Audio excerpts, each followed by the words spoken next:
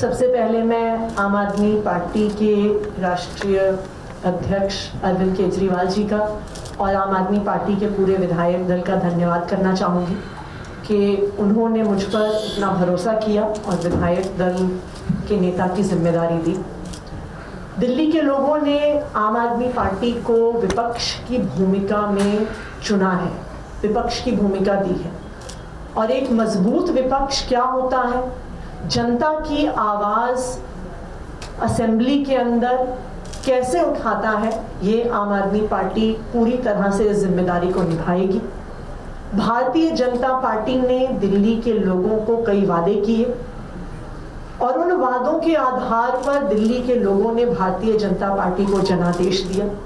एक विपक्ष के तौर पे ये हमारी जिम्मेदारी रहेगी कि जो जो वादे भारतीय जनता पार्टी ने किए उन वादों को पूरा आम आदमी पार्टी विपक्ष के रूप में करवाएगी।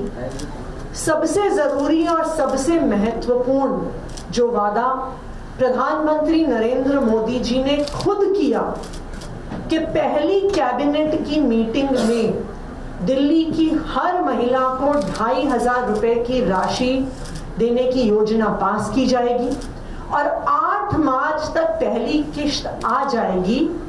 मोदी जी ने गारंटी ली थी दिल्ली में प्रचार के दौरान।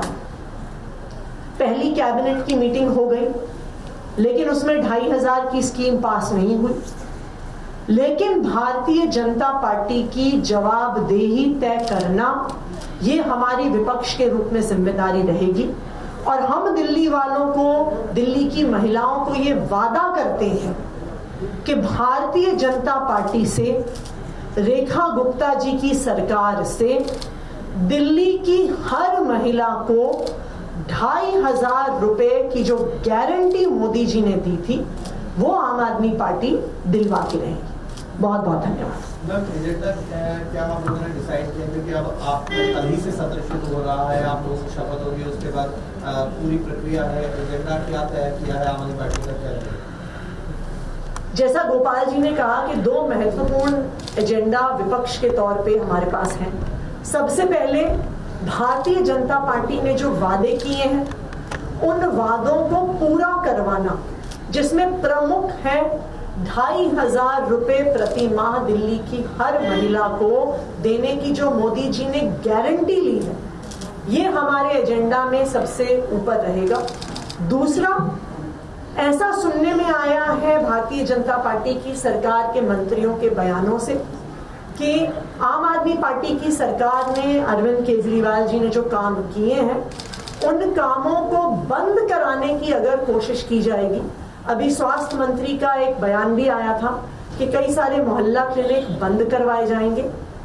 तो दिल्ली वालों का कहीं पर भी कोई अहित ना हो, इसके लिए आम आदमी पार्टी के सारे विधायक, चाहे असेंबली के अंदर चाहे सड़कों पर, हम दिल्ली वालों के हक के लिए लड़ते रहे। 14 CAG रिपोर्ट्स की बात हो रही है, कह रहे हैं कि इसी सेशन में जैसे वोट होगा उसके बाद लाएंगे। क्या आम आदमी पार्टी सरकार के लिए से मुश्किल बढ़ सकती है और आप विधानसभा में स्ट्रैटेजी क्या हो?